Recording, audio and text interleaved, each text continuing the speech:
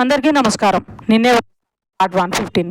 Srinika fresh అయ్యి వచ్చేసరికి శివాంశు బాల్కనీలో ఉండడం చూసి శివ్ ఇక్కడేం చేస్తున్నావు అని పిలుస్తుంది.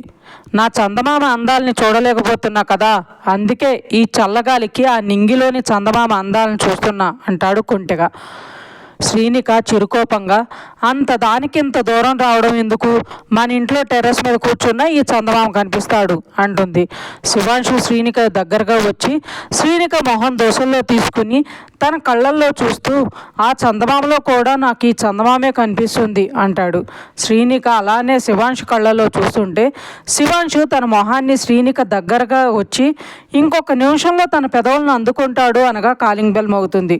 శ్రీనిక శివాంష్కి దూరం జరిగి, ఎవరో వచ్చారు శివ్, నేను వెళ్ళి చూసేసి వస్తా, నువ్వు ఫ్రెష్ అయ్యిరా అని అక్కడి నుండి వెళ్తుంటే శివాంశు వెళ్తున్న శ్రీనిక చెయ్యి పట్టుకుని తన మీదకు లాక్కుని నడుం చుట్టూ ఒక చెయ్యేసి, ఈ టైంలో వచ్చినోడు రూమ్ సర్వీస్ వాడు అయ్యి ఉంటాడు, మనం డోర్ ఓపెన్ చేయకుంటే వాడే వెళ్ళిపోతాడు జాను అంటూ ఇంకొక చేత్తో శ్రీనిక మెడ మీద వేలుతో రాస్తూ మత్తుగా చెప్తుంటే, చాలా దూరం జర్నీ చేసి వచ్చాం కదా షూ, అందుకే ఫస్ట్ నువ్వు వెళ్ళి ఫ్రెష్ అయ్యేసిరా అంటుంది శ్రీనిక.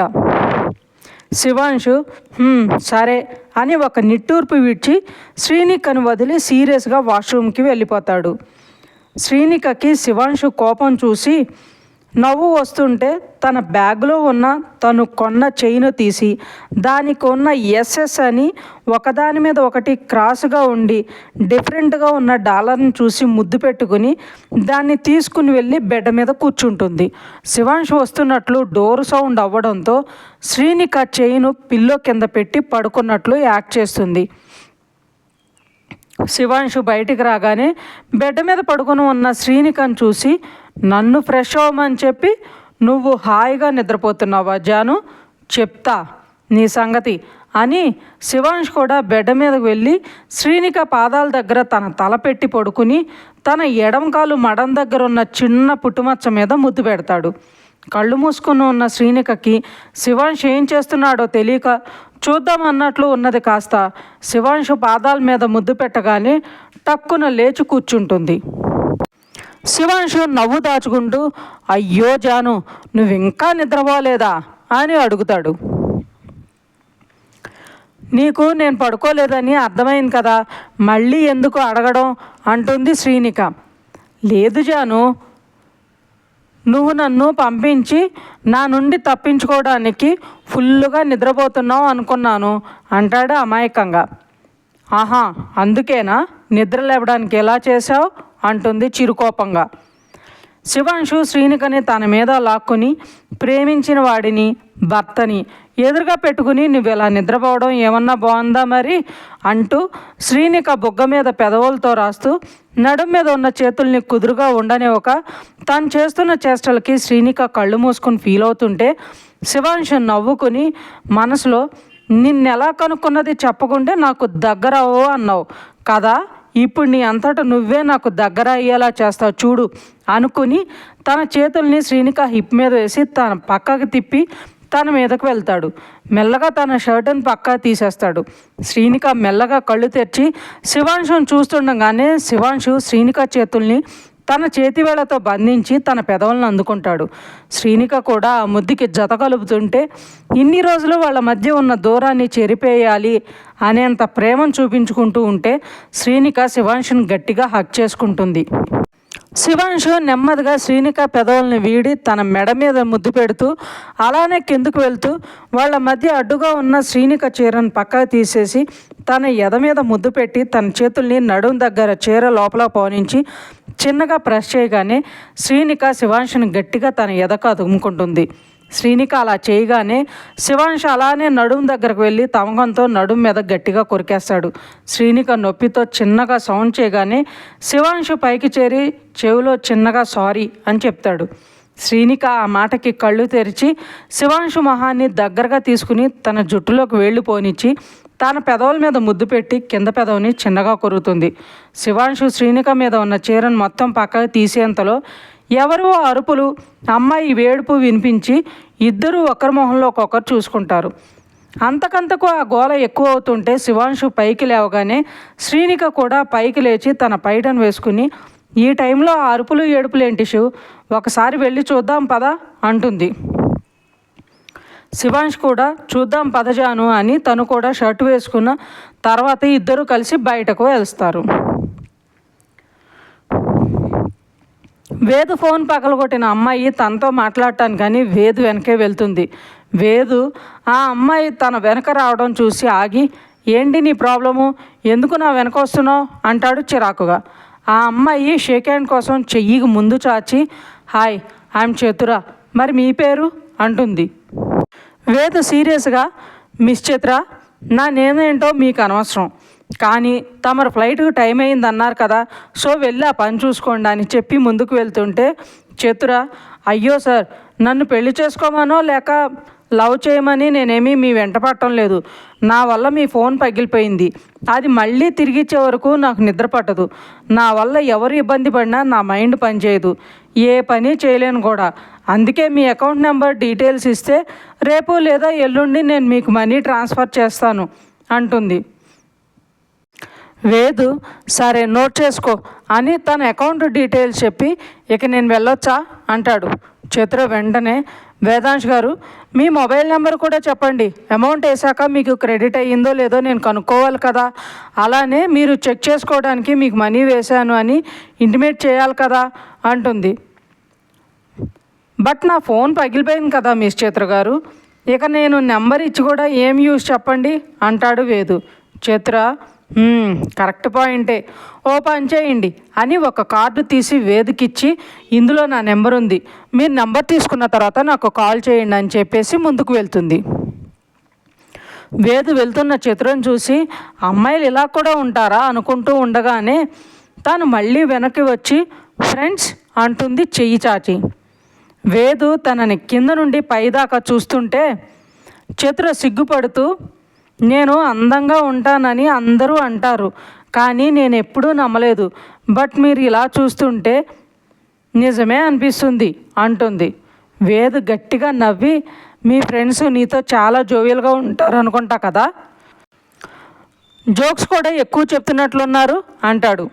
చిత్ర వేదు వైపు కోపంగా చూస్తూ, అవునా, అయితే మీతోనే నేను అందంగా ఉంటాను అని అనిపించుకుంటాను చూడండి అంటుంది ఛాలెంజ్ చేస్తున్నట్లు.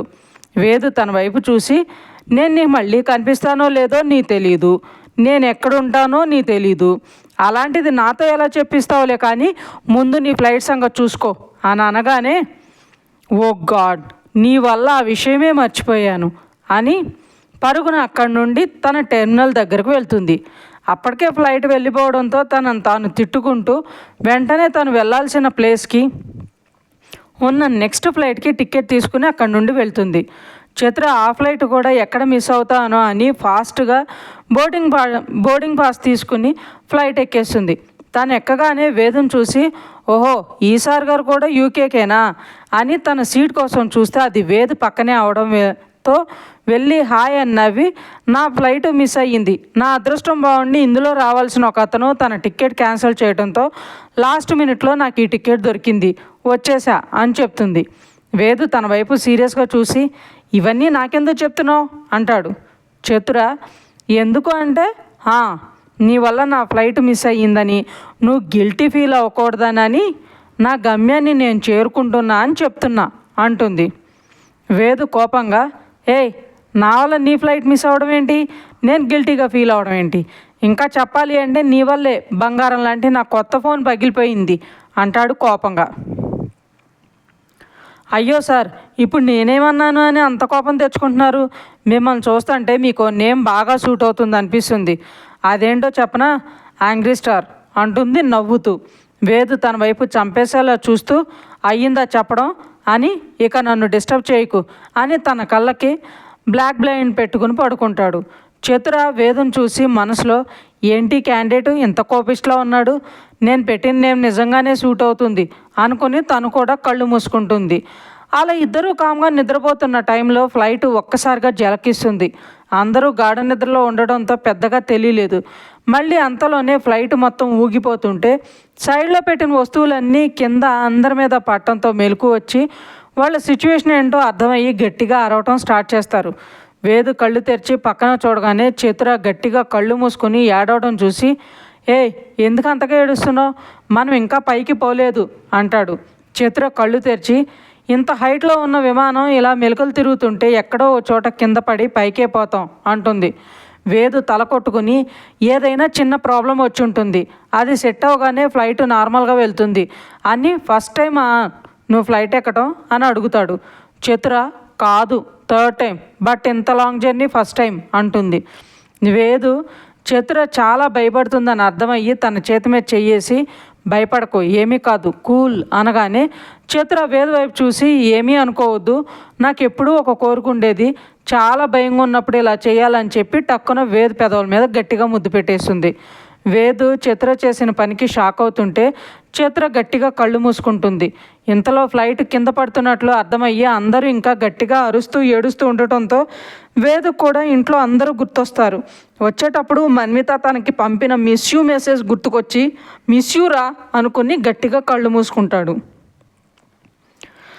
శ్రీనిక, శివాంశు ఇద్దరూ బయటికి రాగానే వాళ్ళ రూమ్కి ఎదురుగా ఉండే రూమ్లో నుండి అమ్మాయి వేడు పినిపించి వెళ్ళి డోర్ నాక్ చేయడానికి డోర్ మీద చేయి పెట్టగానే అది తెరుచుకుంటుంది. ఆ రూమ్లో 26 ఏళ్ళ అమ్మాయి, 30 ఏళ్ళ అబ్బాయి ఒకరినొకరు పట్టుకుని ఉండగా వాళ్ళకి ఎదురుగా ఒక 60 ఏళ్ళ పెద్ద అయినా, పక్కన 55 ఏళ్ళ పెద్ద ఆవిడ ఉంటారు. డోర్కి దగ్గరగా ఇంకో పెద్ద అయినా పెద్ద ఆవిడ ఉంటారు. డోర్ ఓపెన్ అవ్వగానే అక్కడే ఉన్న శివాంష్ని, శ్రీనికను చూసి, ఎవరండి అని అడుగుతాడు ఒక పెద్ద ఆయన.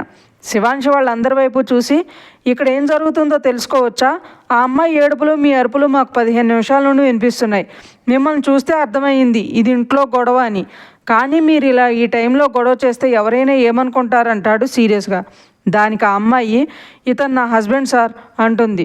అంతలో అమ్మాయి తరపున పెద్ద ఆవిడ, ఇంకెక్కడ మొగడే, విడాకులు ఇచ్చి 2 ఏళ్ళు అవుతుంది, అప్పుడేమో వీడు నాకొద్దు, మా ఇద్దరే సరిపడదా అంటూ ఎంత నచ్చ చెప్తున్నా వినకుండా ఏడ్చి గోల్ చేసి మరీ విడాకులు తీసుకున్నావు, ఇప్పుడేమో వాడితో ఇలా ఈ టైంలో రిసార్ట్లో ఉన్నావు, ఎవరైనా మిమ్మల్ని చూస్తే ఏమనుకుంటారన్న ఇంగితం కూడా లేదు, అంత ప్రేమ ఉన్న వాళ్ళు ఈ విడాకులు ఎందుకు తీసుకున్నారు, అయినా విడాకులు అయ్యాక ఇలా రిసార్ట్లో ఇలా మిమ్మల్ని చూస్తే దాన్ని సంసారం అనరు అంటుంది ఆవిడ చీత్కారంగా. ఆ అమ్మాయి, మా మధ్య దూరం పెరిగాకే మాకు ఒకరి మీద ఒకరికి ఎంత ప్రేమ ఉందో అర్థమైంది, మీరు చెప్తే ఇదిగో ఇలానే గొడవ చేస్తారని నేను చెప్పలేదు అంటుంది. ఆ పెద్ద ఆయన, చీ నోరుమయ్యి, విడాకులు తీసుకుని మా పరువు తీసిన చాలక వదిలేసిన మొగుడు మళ్ళీ తగులుకుని వాడితో దొంగ కాపురం చేస్తుందని నలుగురు అంటుంటే ఆ మాటలు మేము పడలేము, మర్యాదగా ఇంటి పద అంటారు. ఆ అబ్బాయి, తను మీతో రాదు మావయ్య, నాతో పాటే ఉంటుంది అంటాడు. ఆ పెద్ద ఆవిడ, ఎలా ఉంటుంది నీ దగ్గర, ఏ హక్కుతో ఉంటుంది, ఏ అధికారంతో ఉంటుంది, విడాకులు తీసుకున్న పిల్ల నీతో కలిసి కాపురం చేస్తే చూసే నలుగురు మీది కాపురం అనరు, దాన్ని పెళ్ళాం అనరు అంటారు ఆవేశంగా. ఇలా వీళ్ళ గొడవలో ఉండగానే శ్రీనిక మనసంతా భారంగా అనిపించి అక్కడ ఉండలేక వాళ్ళ రూమ్లోకి వెళ్తుంది. శివాంశు శ్రీనిక అలా వెళ్ళిపోవడంతో కంగారుగా జాను అంటూ తన వెనకే వెళ్తాడు. శ్రీనిక బెడ్ మీద పడుకుని ఏడుస్తూ ఉంటే శివాంశు దగ్గరకు వెళ్ళి, జాను ఏమైందిరా, ఎందుకు ఏడుస్తున్నావు అంటాడు కంగారుగా.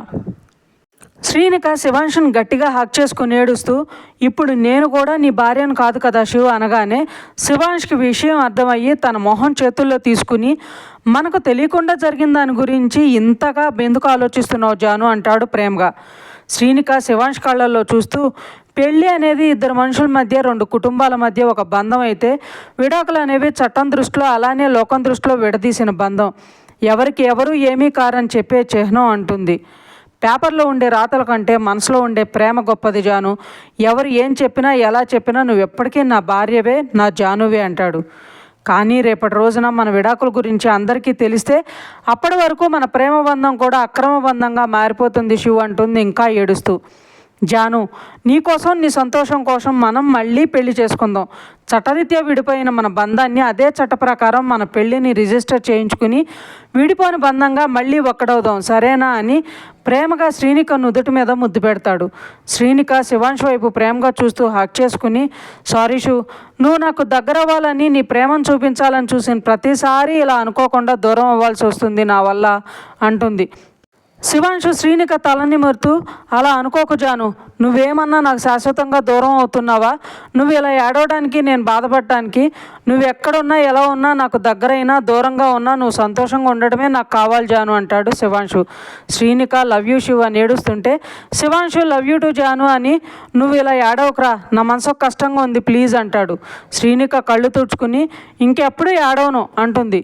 ఇంతలో శివాంశు కాల్ రావడంతో ఈ టైంలో ఎవరా అని చూస్తే ఇంటి నుండి కాల్ లిఫ్ట్ చేసి హలో అనగానే అవతల మాటలు విని వాట్ అని గట్టిగా అరవగానే శ్రీనిక ఏమైందో అని టెన్షన్ పడుతుంటే శివాంశు ఇప్పుడే స్టార్ట్ అవుతున్నా నాన్న అని చెప్పి ఫోన్ బెడ్ మీదకి విసిరేస్తాడు. ఆ ఫోన్ వెళ్ళి టీవీ రిమోట్ మీద పడగానే టీవీ ఆన్ అయ్యి న్యూస్ స్క్రోలింగ్ చూసి శ్రీనిక షాక్ అవుతుంది. శివాంశ్ కూడా ఆ న్యూస్ చూసి తనకు వస్తున్న కన్నింటిని ఆపుకుంటూ జాను త్వరగా ఇంటికి వెళ్ళాలి అని ముందుకు వెళ్తుంటే శ్రీనిక ఏడుస్తూ శివ్ క్రాష్ అయిన ఫ్లైటు వేదెక్కిన ఫ్లైట్ ఒకటేనా? ఈ విషయం అత్తయ్యకి అమ్ములకి తెలుసా అంటుంది. ఇంకా ఉంది ఫ్రెండ్స్. మీకు ఈ స్టోరీ నచ్చినట్లయితే లైక్ చేయండి, సబ్స్క్రైబ్ చేయండి. ఇంతలా ఆదరిస్తున్నందుకు థ్యాంక్ యూ సో మచ్.